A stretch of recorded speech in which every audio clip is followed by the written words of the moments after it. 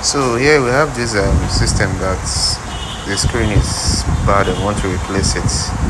It's broken, so it's not a common laptop that we pull out the screw out the screen. This screen, if you observe very well, it uses a flex that is glued to it. So you need to pick out that flex and roll out the flex out before you can remove the screen. If not, it should never come out and it might end up causing more damage to the system. So that's how we roll out the flex from the system. So it will enable us to remove the screen. So it's on both ends. So let's also pick out the flex from the other end. It's like a gum that is holding this screen together.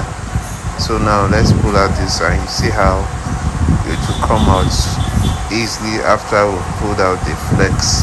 So you'll be very careful so you not cut the flex along the line, because if it's cut, it will be difficult to remove the screen at the end of the day. So that's how we keep pulling out and carefully with no rush or apply of serious pressure to it. So finally we pulled out the flex and see how the screen will fall out. The screen is actually free now. You see, so that has enabled us to remove the screen, and at the other end too we can as well do the same. So we can pull out the flex and remove the screen at the end of the day.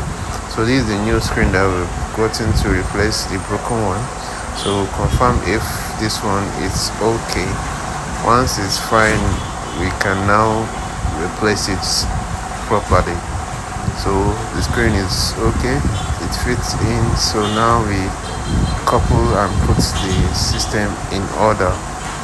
So you have to be extra careful in coupling the screen so it will not crack the new screen, because the frame is a little bit tight. And well, so here we go, the screen is okay, and we finally replaced our screen without no damage to our system.